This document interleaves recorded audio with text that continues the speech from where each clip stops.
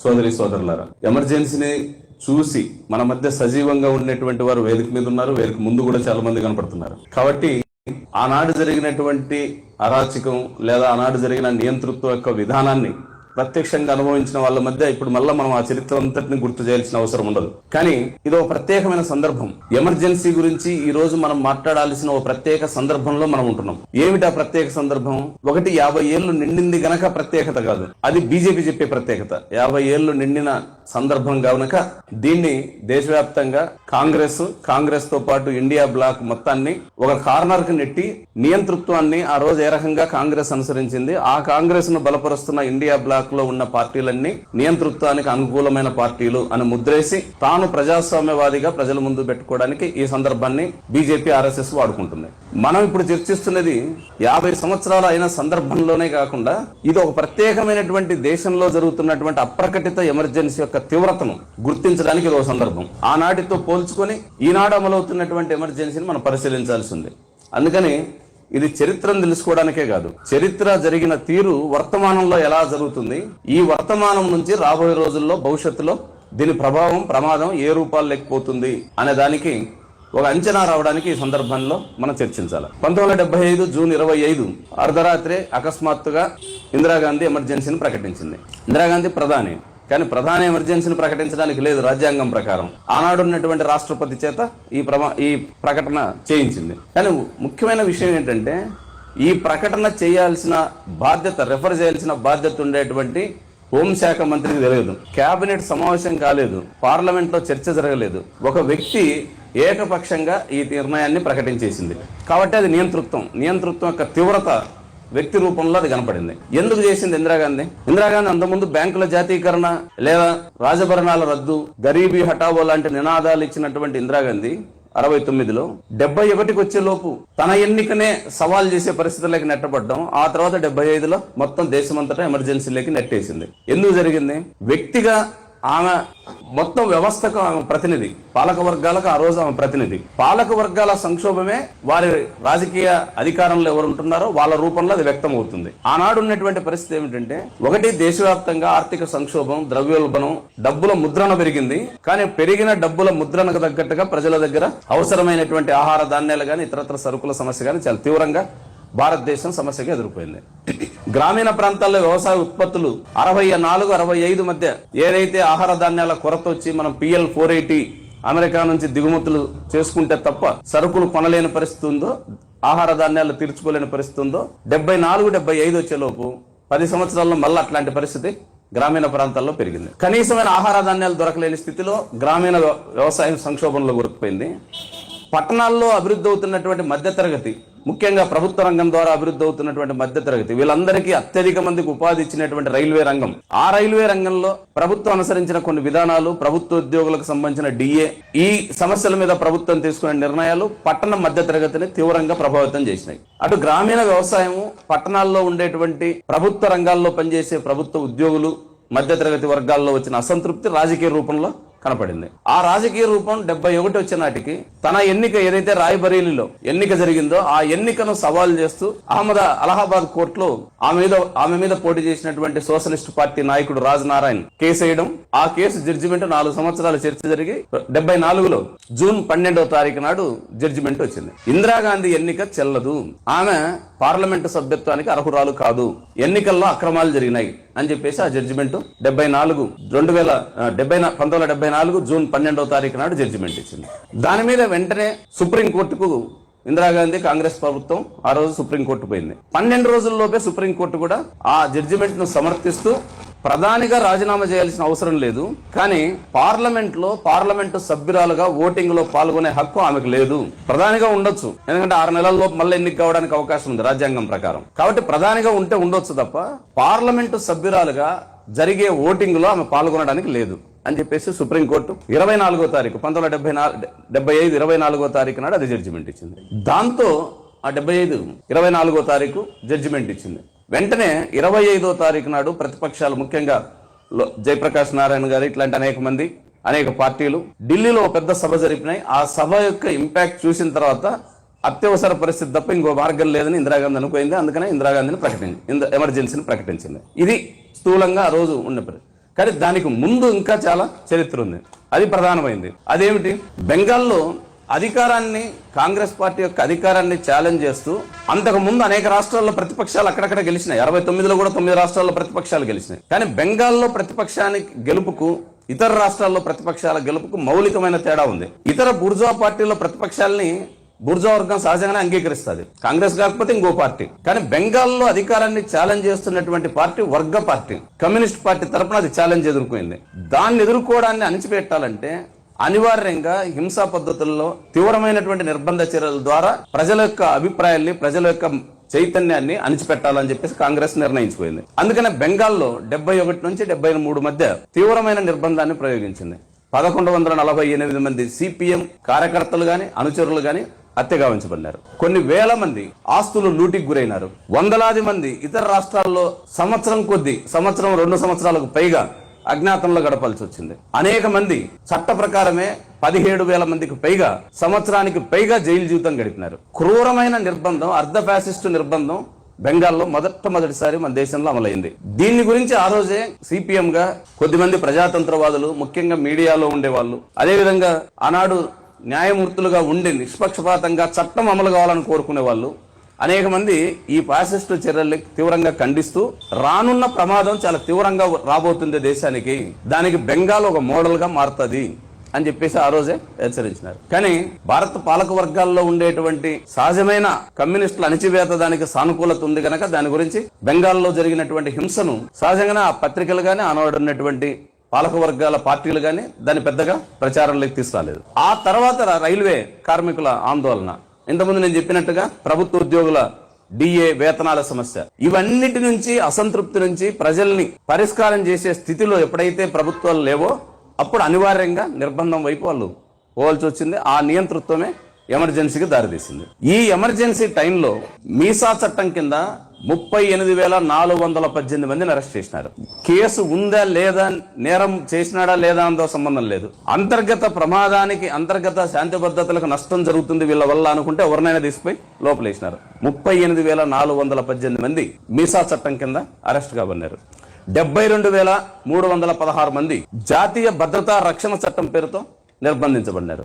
జైళ్లలో ఒకేసారి 118,000 మంది, సుమారు 118,000 మంది దేశవ్యాప్తంగా అక్రమంగా అరెస్టులు కాబట్టి జైళ్లలో మగ్గిపోయినారు. అనేక మంది ప్రముఖులతో మొదలుకొని సాధారణ సభ్యులు, ప్రజలు అనేక మంది ఈ జైల్లో ఈ 118,000 మందిలో ఉన్నారు. ఇంత పెద్ద ఎత్తున స్వాతంత్రం వచ్చిన తర్వాత ప్రభుత్వం జైల్లోకి జనాన్ని నెట్టడం అనేది ఆ సందర్భంలోనే జరిగింది. అందుకని చాలా తీవ్రమైన నిర్బంధాన్ని ఆ రోజు ప్రభుత్వం ఇప్పుడు కొద్దిమందితో ఈ మధ్య ఎమర్జెన్సీకి సంబంధించి ఆ రోజు జైలు జీవితం గడిపినటువంటి ఓ పెద్ద ఆయనకు సన్మానం చేసినాం మేము ఓ జిల్లాలో. చేస్తే ఆయన చెప్తున్నాడు, మాది పెద్ద ఎమర్జెన్సీ, ఆ రోజుకి అది ఎమర్జెన్సీ లాగా కనపడింది తప్ప ఇప్పుడుతో పోలిస్తే మా హ్యాపీ లైఫ్ అప్పుడు అని. ఏమిటంటే జైలుకు పోతే అంత కమ్యూనిస్టులే ఉండేవాళ్ళం, జైలు అంతా మన కంట్రోల్లో ఉండేది. క్లాసులు ఇప్పుడు కూర్చోబెట్టి మీరు చెప్తే జనం కొద్దిసేపు వింటున్నారు, కొద్దిసేపు అటు చూస్తున్నారు, అక్కడెక్కడ తప్పించుకునే ఛాన్స్ లేదు. చచ్చినట్టుగా మేము ఏం చెప్తే అది విన్నారు.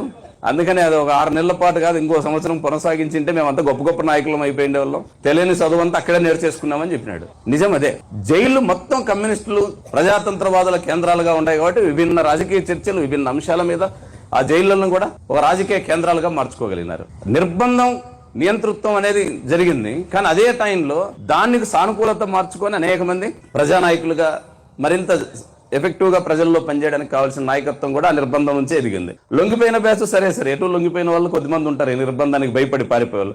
అందుకని తాలో మేలో అంతా ఆడే వెళ్ళిపోయింది. ఇందిరాగాంధీ వల్ల అది కూడా జరిగింది. కానీ ఆ రోజు ప్రయోగించిన ఇంత క్రూరమైన నియంతృత్వం, దానికి ఇందిరాగాంధీ ఆ తర్వాత చెల్లించినటువంటి మూల్యం మనకు తెలుసు. ఆ తర్వాత జరిగిన ఎన్నికల్లో కాంగ్రెస్ పార్టీ ఓడిపోయింది, జనతా పార్టీ ప్రభుత్వం ఏర్పడింది. జనతా ప్రభుత్వం ఏర్పడడంలో ఇప్పుడు చర్చ అక్కడి నుంచే స్టార్ట్ అవుతుంది. ఆర్ఎస్ఎస్ చెప్తుండేది లేదా బీజేపీ చెప్తున్నది, మేము ఎమర్జెన్సీకి వ్యతిరేకంగా పోరాడిన వాళ్ళం, ఎమర్జెన్సీకి ఫైట్ చేసింది బీజేపీ, కాంగ్రెస్ యొక్క నియంతృత్వానికి ఎదురుగా నిలబడింది మేము. ఏదో మా నాయకుడు పలానాయన అరెస్ట్ అయినారు కాబట్టి మాది నిజమైన ఎమర్జెన్సీ వ్యతిరేక పోరాట పార్టీ అని చెప్పుకుంటున్నారు. దీంట్లో వాస్తవం ఎంత? ఆ రోజు ఆర్ఎస్ఎస్ చీఫ్ గా ఉన్నటువంటి దేవరస్ 3 లెటర్లు రాసినాడు ఇందిరాగాంధీకి. మమ్మల్ని అరెస్ట్ చేస్తున్నారు అక్కడక్కడ మీ ప్రభుత్వ పోలీసు, పలాని వాళ్ళను పలాని జిల్లాల్లో అరెస్ట్ చేసినారు, ముఖ్యంగా గుజరాత్, మహారాష్ట్ర ఈ రాష్ట్రాల్లో మమ్మల్ని అరెస్ట్ చేస్తున్నారు.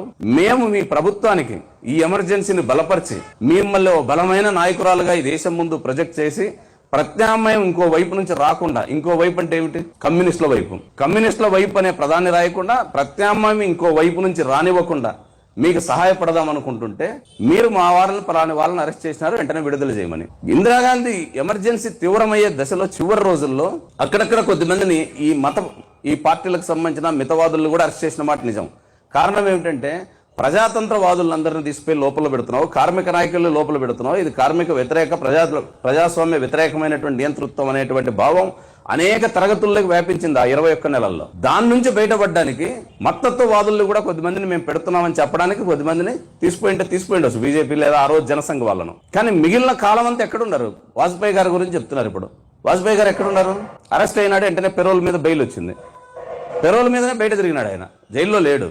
ఆయనకు పెరోల్ ఎందుకు ఇచ్చినారు? ఎట్లా సాధ్యమైంది? మిగతా ముఖ్యమైన నాయకులు ఎందుకు పట్టించుకోలేదు? కాబట్టి ఆ రోజు ఆర్ఎస్ఎస్ ద్వంద్వ వైఖరితో వ్యవహరించింది. ఒకవైపు ఎమర్జెన్సీని బలపరుస్తూ, రెండో వైపు జయప్రకాష్ నారాయణ మూవ్మెంట్ లో తన మనుషుల్ని చేర్చి తద్వారా ఇక్కడ అక్కడ రెండు వైపులా ఏదైనా సరే లబ్ధి పొందడానికి ద్వంద్వ వైఖరి తీసుకుంది అనేది ఇప్పుడు చరిత్రలో మనకు కనపడే సాక్ష్యం. ఆ తర్వాత జనతా పార్టీ ప్రభుత్వం ఏర్పడింది. ఈ ప్రభుత్వం ఏర్పడడానికి ప్రజల యొక్క పోరాటం, ఆ ఎమర్జెన్సీకి వ్యతిరేకంగా జరిగినటువంటి ఒక పెద్ద సైద్ధాంతికమైనటువంటి ప్రజాస్వామ్య పరిరక్షణ కోసం జరిగిన పోరాటంలో నుంచి ఆ ప్రభుత్వం ఏర్పడింది. ఎందుకు కూలిపోయింది ఆ ప్రభుత్వం? కాంగ్రెస్ ఏతర నియంతృత్వ వ్యతిరేకమైనటువంటి ప్రభుత్వం ఏర్పడితే ఆ ప్రభుత్వం ఎందుకని కూలిపోయింది? కూలిపోవడానికి ఎవరు కారణం? ఆ ప్రభుత్వం పడిపోవడానికి కారణం స్పష్టంగా ఆర్ఎస్ఎస్, జనసంఘ్. ఎందుకని?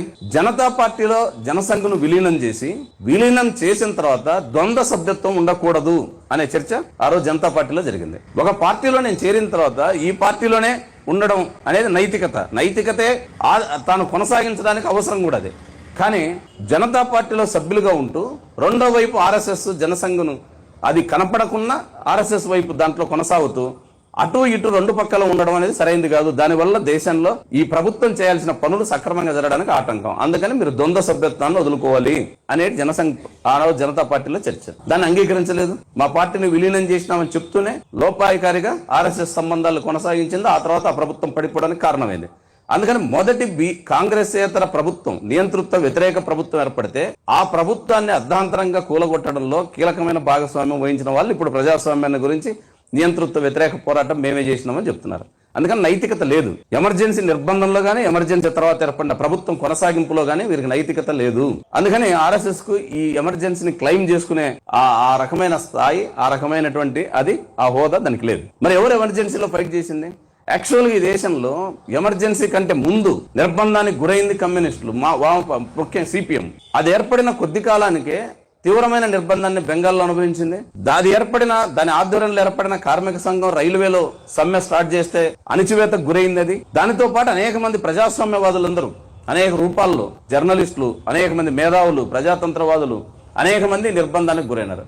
అట్టడుగు నుండే ప్రజలు, పేదలు. అందుకని ప్రజలు నిర్బంధానికి గురైనారు, ప్రజలు నియంతృత్వానికి గురైనారు, ప్రజలు వేదనకు పడినారు, ప్రజలు అనేక కష్టాలు ఎదుర్కొన్నారు. కాబట్టి ఇది ప్రజల నుంచి వచ్చినటువంటి చైతన్యం ద్వారానే కాంగ్రెస్ యొక్క ఎమర్జెన్సీ నియంతృత్వానికి వ్యతిరేకంగా ఓ ప్రభుత్వం ఏర్పడడానికి దారితీసింది. అది జరిగినటువంటి పరిణామం. ఆ తర్వాత ఇప్పుడు చూస్తున్నాం మనం, ఎమర్జెన్సీ తర్వాత కాంగ్రెస్ పార్టీ 256 పత్రికలను బ్యాన్ చేసింది. 256 మీడియా ఛానళ్ల మీద నియంతృత్వం ప్రయోగించింది. ఆమె చాలా లెక్కలు చెప్పొచ్చు మనం. ఆ రోజు జరిగినటువంటి అనేక సంఘటనలు. ఇప్పటికే ఇంత ఛానల్స్ ఇప్పుడు ఉన్నాయనుకుంటున్నాం. ఆ రోజుకు ఉన్నటువంటి పత్రికలు, చిన్న పెద్ద పత్రికలు, మహాత్మా గాంధీ ప్రారంభించి నడిపినటువంటి జాతీయోద్యమ పత్రికను కూడా సెర్చ్ చేసి ఆ పత్రిక ప్రింటింగ్ ప్రెస్లను కూడా సీజ్ చేసింది. కాబట్టి చాలా తీవ్రమైన నిర్బంధ రూపం ఆ రోజు కొనసాగింది. అయితే ఈ 11 సంవత్సరాల్లో కొనసాగుతున్నటువంటి అప్రకటిత ఎమర్జెన్సీకి దానికి అనేక విషయాల్లో సారూప్యత ఉంది. ఇప్పటికే చాలా మంది జర్నలిస్టులు, అనేక మంది మేధావులు వివిధ రూపాల్లో ఆర్టికల్స్ గానీ, వీడియోస్ గానీ వివిధ రూపాల్లో విశ్లేషణలు ఇప్పటికే ఇస్తున్నారు. ఆనాటి ఎమర్జెన్సీ ఏ లక్షణాలతో అయితే ఇందిరాగాంధీ కొనసాగించిందో ఆ లక్షణాలనే యాజ్ ఇట్ ఈజ్ గా ఈ రోజుకు కనపడేటువంటి అనేక సారూప్యమైన అంశాలు కనపడతాయి మనకు. ఇందిరాగాంధీ ఆ రకంగా వ్యవహరించడానికి కారణం ఏంటి? చట్టసభను కాదని, తోటి కేబినెట్ ని కాదని, తోటి మంత్రులతో సంప్రదించకుండా ఏకపక్షంగా తానే రాత్రికి రాత్రి నిర్ణయం తీసుకొని ఇంత పెద్ద దేశంలో ఎమర్జెన్సీని ప్రకటించగలిగినటువంటి అంత పెద్ద ఎత్తున ఆమెకు ఎందుకని ఆ రకమైనటువంటి ఆ వ్యక్తిగత వాదం ఎందుకని బయలుదేరింది అంటే దానికి కారణం అంతకు ముందు జరిగినటువంటి వ్యక్తి పూజ. ఇందిరాగాంధీ లేకపోతే ఇండియా లేదు అనే అంతగా ప్రచారం జరిగిపోయింది. మన రాష్ట్రంలో కూడా చూస్తాం. రఘురామయ్య గారు అని చెప్పేసి కృష్ణా జిల్లాలో ఆయన ఆ రోజుల్లో ఇందిరానే ఇండియా, ఇండియానే ఇందిరా. మన ఆంధ్ర రాష్ట్రంలో అక్కడ ఇతరులు ఉండొచ్చు, చౌహాన్ ఇట్లాంటి వాళ్ళు ఇతర రాష్ట్రాల్లో ఉండొచ్చు, కానీ మా ఆంధ్ర రాష్ట్రంలో రఘురామయ్య ఇందిరానే ఇండియా, ఇండియానే ఇందిరా అని చెప్పేసి ఆ రోజుల్లోనే ఆయన పెద్ద ప్రచారం రాష్ట్రమంతా తిరిగి ప్రచారం చేసి, అంటే ఓ రకమైన నేను లేకపోతే ఇండియా లేదనేటువంటి ధోరణి, వ్యక్తి పూజ అంత పెద్ద స్థాయిలో ఆ రోజు ఇందిరాగాంధీ వైపు నుంచి ఇందిరాగాంధీకి ఆ రకమైన జరిగింది. దాని నుంచి వచ్చినది ఏమిటి, నేనే ప్రభుత్వం, ఇక మళ్ళా క్యాబినెట్, పార్లమెంటు, ప్రతిపక్షాలు ఇవి చర్చలు అక్కర్లేదు.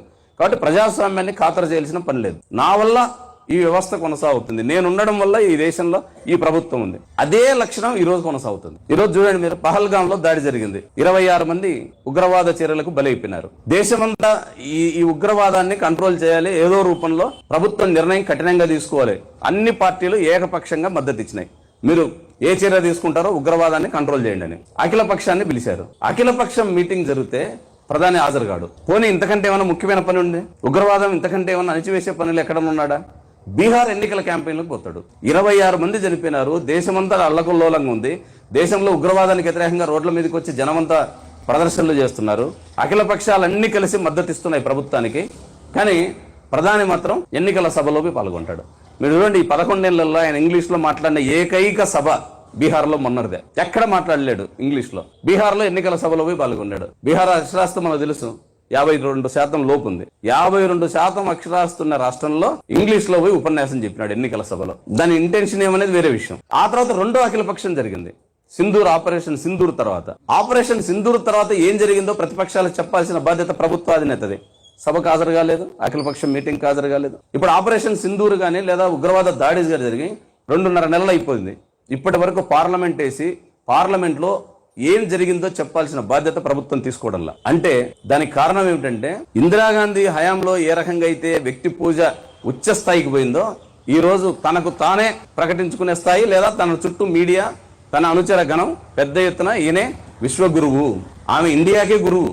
ఇందిరాగాంధీ ఇండియానే ఇందిరా, ఆమె ఇప్పుడు ఈయన విశ్వగురువు, ప్రపంచమంతటి గురువు. అందుకని విశ్వగురువు గనక ఈయనకి ఇంకెవరు గురువులు చెప్పేవాళ్ళు లేరు. గురువుకే గురువులు ఆయన, అందుకని ఆయనకి ఎవరు చెప్పేవాళ్ళు లేరు. యోగాంధ్రకు రావడానికి టైం ఉంది, పార్లమెంట్ లో ప్రతిపక్షాల మీటింగ్ రావడానికి మాత్రం టైం లేదు. కాబట్టి వ్యక్తి పూజ అనేది ఆనాటికి ఈనాటికి మనకు సారూప్యత కనపడుతుంది. దీని యొక్క ప్రతిరూపమే ఆ రోజు నియంతృత్వం వైపు ఆమె పోవడానికి కారణం. ఈ రోజు ఆ పరిస్థితి ఇదే కొనసాగితే రేపు జరగబోయేది ఏమిటి? రెండోది, చట్టసభల్ని గౌరవించకపోవడం. ఏదైనా ఒక బిల్లు పాస్ కావాలంటే ఒక చర్చ జరగడానికి ప్రజాస్వామ్యంలో చట్టసభలు అనేది ఒక మామూలుగా చెప్తుంటారు, అదే దేవాలయం అని.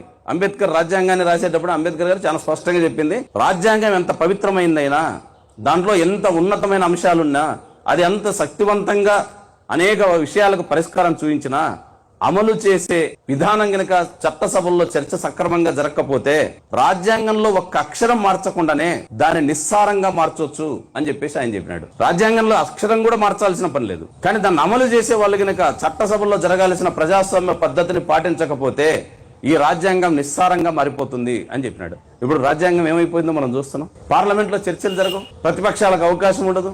ఒకవేళ ఎక్కడైనా ప్రతిపక్షాలు మాట్లాడితే ప్రధాని కనపడకపోయినా మంత్రులు జవాబు చెప్తారంటే జవాబు చెప్పరు. పార్లమెంట్ లో చెప్పాల్సిన జవాబు ముందే బయట మాట్లాడేసుకుంటారు. కేబినెట్ లో తీసుకోవాల్సిన నిర్ణయం ముందే పేపర్లలో, మీడియాలో వచ్చేస్తుంటది. అందుకని పార్లమెంట్ అనేది ఒక ఉత్సవ విగ్రహ కేంద్రంగా మారిపోయింది తప్ప అక్కడ నిజమైన చర్చ, ప్రజాస్వామ్య వాతావరణం అనేది ఈ రోజుల్లో లేదు. ఎప్పుడైనా ఎవరైనా మాట్లాడితే ఈయన మాట్లాడిన వెంటనే వాళ్ళ మీద ఇంటికాడికి ఈడీ వాళ్ళు లేదా ఇన్కమ్ ట్యాక్స్ డిపార్ట్మెంట్ వాళ్ళు అక్కడ కనపడతారు. ప్రతిపక్షాల గొంతే లేకుండా పోయింది ఈరోజు పార్లమెంట్ లో. అందుకని ప్రజాస్వామ్యంగా ఉండే చట్టసభల్ని బలహీనం చేయడం.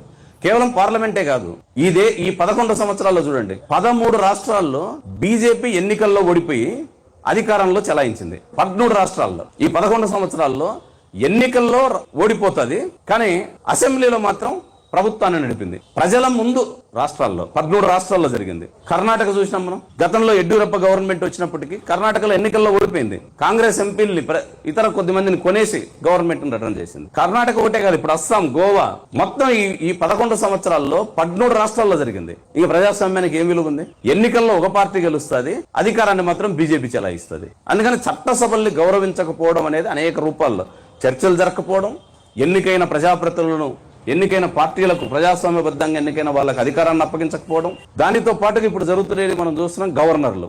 ఆ రోజు కాంగ్రెస్ కూడా ఇదే వాడింది. గవర్నర్ల వ్యవస్థను అడ్డం పెట్టుకొని ఎన్నికైన ప్రభుత్వాల్ని అవి పనిచేయనీయకుండా నిరంతరం దానికి ఆటంకాలు కల్పించింది. ఆ రోజు అది ఈఎంఎస్ నంబూద్రిపాద గారి గవర్నమెంట్ కేరళతో మొదలుకొని అనేక రాష్ట్రాల్లో, మన రాష్ట్రంలో ఎన్టీ రామారావు గవర్నమెంట్ రద్దు చేసేంత వరకు అనేక రాష్ట్రాల్లో ఇది జరిగింది. ఈ రోజు మన పరిస్థితి చూడండి. సుప్రీంకోర్టు చెప్పింది, నువ్వు బిల్లులు నీ దగ్గర ఇంతకాలం పెండింగ్ పెట్టడానికి నీకు హక్కు లేదు, నీకే కాదు రాష్ట్రపతికి కూడా ఈ హక్కు లేదు అని చెప్పి సుప్రీంకోర్టు చెప్పింది. తమిళనాడులో ఏ రవి గవర్నర్కి సంబంధించిన దాని మీద ఇప్పటికీ అది అమలు కాదు. పోనీ సుప్రీంకోర్టు జడ్జిమెంట్ ఇస్తే, రాజ్యాంగబద్ధమైన అంశం మీద జడ్జిమెంట్ ఇస్తే అది దేశం మొత్తానికి అమలు కావాలా. తమిళనాడులో ఏ జడ్జిమెంట్ ఇచ్చినారో ఆ జడ్జిమెంట్ ఆధారంగా కేరళ ప్రభుత్వం మా బిల్లులు కూడా పెండింగ్ ఉన్నాయి, ఇప్పటికైనా ఆమోదించమని చెప్పేసి అది అప్పీల్ పోయింది. ఇది ఇట్లా చల్లదు. అది తమిళనాడు జడ్జిమెంట్ తమిళనాడుకే పరిమితం. మళ్ళా మీరు కోర్టుకు రండి అంటే ఇంకెన్నేళ్ళు పడుతుంది? ఒక ఎన్నికైన చట్ట సభల్లో ఎన్నికైనటువంటి ప్రభుత్వం తాను ప్రజలకు ఏదైతే చేయాలనుకుంటుందో అది చేస్తే ఒక వ్యక్తి ఆపగలుగుతున్నాడు. పోనీ ఆపడానికి ఏమైనా రీజన్ ఉందా? దాన్ని రిజెక్ట్ చేసి దాంట్లో ఏమైనా మార్పులు చెప్తున్నాడా? ఏ మార్పులు చెప్పకుండా ఆపేస్తున్నాడు. ఇప్పుడు రాష్ట్రపతి, సుప్రీంకోర్టు మాట్లాడింది కనుక రాష్ట్రపతిని మాట్లాడే హక్కు సుప్రీంకోర్టుకు ఉందా లేదా దాని మీద చర్చ. అసలు బిల్లులన్నీ పెండింగ్ ఉండేది పక్కకి బంద్ చేసి ఇప్పుడు మారుస్తున్నారు. అందుకని చట్ట సభల్ని మొత్తాన్ని చర్చ జరగకపోవడం, ఎన్నికైన ప్రభుత్వాన్ని కొనసాగించకపోవడం, ఎన్నికైన ప్రభుత్వాలు ఎక్కడైనా నిలబడగలిగితే, అమ్ముడు పోవడానికి సిద్ధపడిన ప్రభుత్వాలు ఎవరైనా గవర్నమెంట్ నడిపితే ఆ ప్రభుత్వాన్ని గవర్నర్ల ద్వారా అడ్డుకోవడం. మరి ప్రజాస్వామ్యానికి ఏం అర్థం ఉంది? ఆ రోజు ఇందిరాగాంధీ ఇట్లాంటి పనులు చేసింది చాలా రాష్ట్రాల్లో. ఈ రోజు అంతకంటే ఎక్కువ. ఆ రోజు 356 ఆర్టికల్ ని ఇష్టం వచ్చినట్టుగా ఇందిరాగాంధీ కాంగ్రెస్ అమలు చేసింది అనేక రాష్ట్రాల్లో. ఎన్నికైన ప్రభుత్వాన్ని కనీస సంప్రదింపులు కూడా జరపకుండా బర్తరఫ్ చేసింది. ఏ ప్రమాదం లేకుండా కూడా 356 ఆర్టికల్ ఉపయోగించుకొని ఇష్టం వచ్చినట్టుగా ఆ రోజు కూల్చేసింది. ఈ రోజు మనం అనేక రాష్ట్రాల్లో 356 ఆర్టికల్ ఉపయోగపడదు, అది ఉపయోగించరు. కానీ ఆ ఎన్నికైన ఎమ్మెల్యేలని కొనుగోలు చేసి ఇక్కడ ఎన్నికైన వాళ్ళని ఎక్కడికో టూర్ తీసిపోయి అక్కడి నుంచి ప్రభుత్వాన్ని ఏర్పాటు చేసుకొని వస్తున్నారు. కాబట్టి నేరుగా ఆ రోజు 356 ఆర్టికల్ అనేది కంటికి కనపడే నియంతృత్వం ఈ రోజు కంటికి కనపడకుండా ధనం పెట్టుబడి కలిసి ఈ రోజు మొత్తం ప్రజాస్వామ్యాన్ని బలహీనం చేసేటువంటి పరిస్థితి మనం చూస్తున్నాం. అదేవిధంగా ఆనాడు జైల్లో పెట్టినటువంటి 118,000 మంది నిర్బంధం మనకు కనపడుతుంది. ఎందుకంటే ఫలానికి మన మీసా చట్టం కింద ఇన్ని వేల మంది లేదా జాతీయ భద్రతా చట్టం కింద ఇన్ని వేల మంది పైన రికార్డులు ఉన్నాయి. కానీ ఈ రోజు ఈ 11 సంవత్సరాల్లో 351A 351A దేశద్రోహ నేర చట్టం, ఇది చెల్లుబాటుకు వీలు లేదు అని సుప్రీంకోర్టు అనేక సందర్భాల్లో జడ్జిమెంట్ కూడా ఇచ్చింది. ఈ చట్టం ఎప్పుడో బ్రిటిష్ కాలం నాటిది. ఈ సెక్షన్ ప్రకారం రాజద్రోహ నేరం అనేది ఇప్పుడు అవసరం లేదని. కానీ ఈ 11 సంవత్సరాల్లో 459 మంది మీద 351A సెక్షన్ ప్రకారం జైళ్లలో పెట్టినారు. 459 మందిని 459 మందిని పెడితే నేరం ఎంతమంది మీద రుజువైందో తెలిసింటది కదా. 2 మీద మాత్రమే నేరం రుజువైంది. కేవలం 2. 459 మంది మీద 351A సెక్షన్ ప్రకారం రాజద్రోహం నేరం కింద వాళ్ళని జైల్లో పెడితే, రాజద్రోహం నేరం అంటే ఏం లేదు, విచారణ లేదు, అప్పీల్ ఉండదు, ఎన్ని సంవత్సరాలు పెట్టాలనో గవర్నమెంట్ తను అనుకున్న సంవత్సరాలు జైల్లో పడేసేయచ్చు. 459 మందిని పెడితే 2 మీద మాత్రమే ఇప్పటి వరకు నేరం రుజువైంది. మరి ఆ కేసుకు విలువే ఉంది. ఇప్పుడు ఊపా చట్టం వచ్చింది. ఈ ఊపా చట్టం కింద 10,558 మంది ఈ 11 సంవత్సరాల్లో నేరం ఆరోపించబడి జైల్లో ఉన్నారు. 10,558 మంది. 457 మంది మీద మాత్రమే నేరాన్ని ప్రూవ్ చేయగలిగింది ప్రభుత్వం. కేవలం 2.5%. 97.5% కేసులు ఊపా చట్టం కింద నమోదైబడినటువంటి కేసుల్లో 97.5% కేసులు నిరాధారమైన కేసులుగా సుప్రీం కోర్టులలో కొట్టబడినాయి. ఆ రోజు కనపడించిన నిర్బంధం అది. కానీ ఈ రోజు కనపడకుండానే కొన్ని వేల మందిని తీసుకుపోయి జైల్లో పెడుతున్నారు. కనీస విచారణ లేదు. ప్రొఫెసర్ సాయిబాబు మనందరూ తెలుసు, వికలాంగుడు, కదలలేనివాడు, అట్లాంటి వాడిని కనీసం బెయిల్ ఇస్తే, special court Bombay special court bail ఇస్తే, స్పెషల్ కోర్టు శుక్రవారం సాయంకాలం బెయిల్ ఇస్తుంది. బెయిల్ ఇచ్చిన వెంటనే సెకండ్ సాటర్డే ఆ రోజు సుప్రీంకోర్టుకి, సుప్రీంకోర్టు స్పెషల్ అటెన్షన్ కోసం సుప్రీంకోర్టు శనివారం బెంచ్ కూర్చుంటుంది. ఆదివారం నాడు జడ్జిమెంట్ ఇచ్చి ఏదైతే బొంబాయి స్పెషల్ కోర్టు సాయిబాబా గారికి బెయిల్ ఇచ్చిందో ఆ బెయిల్ ని నిలిపేస్తూ స్టే ఇస్తుంది. సండే జరిగింది కోర్టు, సుప్రీంకోర్టు జరిగింది. అంటే బెయిల్ ఇచ్చినటువంటి కేసులో ఒక రాష్ట్రంలో ఉన్నటువంటి అందులో ఏదైతే ప్రభుత్వం నియమించబడినటువంటి స్పెషల్ కోర్టు అది, ఆ కోర్టు విచారించి సాయిబాబాకు బెయిల్ ఇచ్చింది. ప్రొఫెసర్ కి బెయిల్ ఇస్తే శనివారం అర్జెంటుగా సుప్రీంకోర్టు బెంచ్ మీట్ అయ్యి ఆదివారం నాడు జడ్జిమెంట్ ఇచ్చి ఆయనకి ఇచ్చినటువంటి బెయిల్ బయటికి రానికుండా అట్లా ఆపేసినది. ఒక్క సాయిబాబా కేసే కాదు, స్టాన్ స్వామి కేసు మనకు తెలుసు. ఆయన ఒక సంఘ సేవకుడు. ఆయన తాను జైల్లో ఉండడానికి కనీసం ఒక అసిస్టెంట్ అయినా ఇవ్వండి, లేదనుకుంటే మీ పోలీస్ ఆఫీసర్తో నాకు తాగడానికి చేతులు వణుకులు ఉన్నాయి, నేను తినలేకపోతున్నాను, నాకు ఒక స్ట్రా ఇవ్వండి, తాగడానికి అవసరమైన స్ట్రా ఇవ్వమన్నాడు. సుప్రీంకోర్టు ఇవ్వడానికి వీల్లేదు అని చెప్పేసింది. అంటే నిర్బంధం ఆ రోజుల్లో కనీసం జైల్లో కూర్చొని వీళ్ళు రాజకీయాలు మాట్లాడుకున్నారు. ఎమర్జెన్సీలో. ఈ రోజు జైల్లో కూర్చొని తాగడానికి అవసరమైన స్ట్రా కూడా సంపాదించుకోలేని స్థితిలోకి ప్రజాస్వామ్యాన్ని నియంతృత్వం వైపు తీసుకుపోయింది. అందుకనే ఆ రోజు ఉన్నటువంటి నియంతృత్వంతో పోలిస్తే ఈ రోజు జరుగుతున్నటువంటి నియంతృత్వం 11 సంవత్సరాల్లో అప్రకటితమైన తీవ్రమైన ఎమర్జెన్సీ రోజు దేశంలో అమలవుతుంది. అక్కడే కాదు, ఇతర ప్రజలకు సంబంధించిన అనేక రకాల డిమాండ్లను కూడా ఏ రకంగానే చేస్తున్నారు మనం చూస్తాం. కార్మిక చట్టాలను ఆ రోజు తాత్కాలికంగా కార్మిక సంఘాలని అభిహెన్స్లో పెట్టింది. అవి ఏ రకమైన డిమాండ్ చేయడానికి లేదు, ఆందోళన చేయడానికి లేదు, సభలు జరపడానికి లేదు. కార్మిక సంఘాలకు ఉండేటువంటి చట్టబద్ధమైన హక్కులన్నింటినీ తాత్కాలికంగా రద్దు చేసింది. కానీ ఈరోజు కార్మిక చట్టాలు మొత్తాన్ని తీసేస్తున్నారు. ఇప్పుడు లేబర్ కోడ్లు 4 పెట్టినారు. మొత్తం కార్మిక చట్టాలు ఎప్పుడు మనం 1905 నుంచి ఇంకా అట్లా ఎన్నికపోతే 1875 నుంచి లోఖండే అనేటువంటి ఎంఎస్ లోఖండే అనేటువంటి ఆయన మహారాష్ట్రలో బొంబాయిలో అక్కడ ఉన్నటువంటి ఏదో సౌండ్ ఎక్కువైనట్లే ఆయన బొంబాయిలో ఉన్నటువంటి ఒక మిల్లు కార్మికుల ద్వారా సంఘం పెట్టించి ఒక సంతకాల సేకరణ చేసి బ్రిటిష్ ప్రభుత్వానికి రిప్రజెంటేషన్ ఇచ్చి మా సంఘానికి గుర్తింపు కావాలనే దానికోసం ఫైట్ చేసినాడు.